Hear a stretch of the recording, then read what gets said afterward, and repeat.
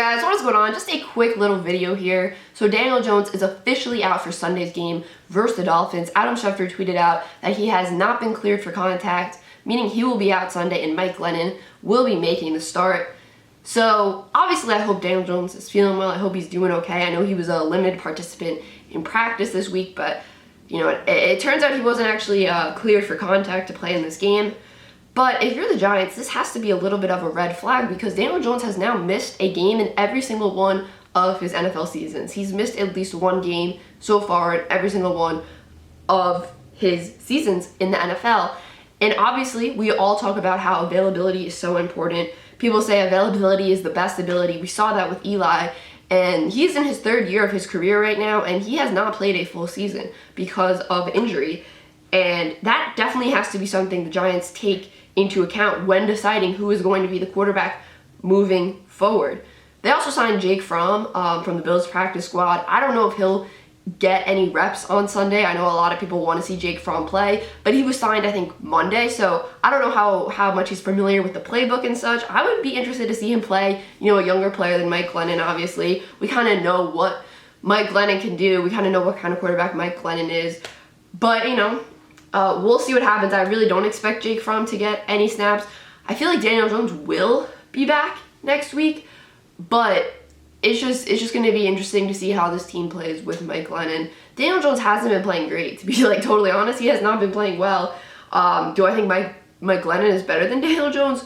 No, but we will see what happens. I mean, the past few games, the defense has really been winning the games for the Giants. These past few wins have really been because of the defense, especially versus the Eagles. Versus the Eagles, they forced 4 turnovers. I don't think the Giants would have won this game versus the Dolphins because of their offense, especially because the Dolphins defense has been playing so well as of late. Like, this is the defense I expected to see from the Dolphins earlier this season. But it'll be interesting to see how Mike Glennon plays. We'll really, I guess, be able to evaluate Daniel Jones a little more depending on how Mike Glennon plays versus the Dolphins. Because if Mike Glennon plays well versus the Dolphins, and this offense seems to be moving well versus this Dolphins defense, then it really raises some questions about Daniel Jones, in my opinion. So yeah, it's definitely concerning to me that he's missed a game, at least one game, every single season of his NFL career. I think that's something the Giants are definitely going to have to think about this offseason. It's something that's definitely going to, you know, play a part of whoever the next GM is deciding who's going to be the quarterback of the future for the Giants, or if Daniel Jones is going to be the quarterback of the future for the Giants, because I think you can say now that Daniel Jones is injury prone. I think you can say that. I'm not even counting the concussion because I don't want to like count a concussion in as being injury prone. I feel like concussions, I'm not a doctor obviously, but I just like don't put concussions in as being injury prone. I'm talking more about like muscles and bones and that kind of stuff. Like, this was obviously a neck strain. He dealt with a groin injury. He dealt with not a groin injury, sorry, a hamstring injury. Yeah, it was a hamstring, not a groin, right? It was a hamstring injury last year, and then freshman season, rookie season, ankle sprain.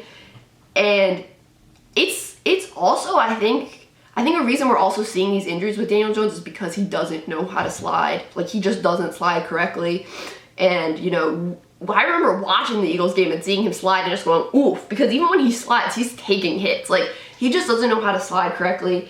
And that's kind of why the hamstring injury happened last season versus the Bengals. It was on a play where he was running the ball, and it's like, yeah, Daniel Jones has some speed. Like, you know, if you have Daniel Jones like run a 40-yard dash, he can run pretty fast. But the issue is he doesn't have the ability to really slide or avoid tackles, I guess you can say. He runs hard, but he doesn't protect himself, which is definitely an issue when you are a quarterback. So I think if they're moving forward, Daniel Jones, they definitely have to teach him how to slide, and he definitely needs to literally work on how to slide and how to avoid tackles and how to avoid taking such big hits, because these injuries recently have been because of him not knowing how to protect himself when he is a runner. So that is it for this video, guys. Let me know what you think about this game versus the Dolphins in the comments down below, and subscribe, guys. Peace.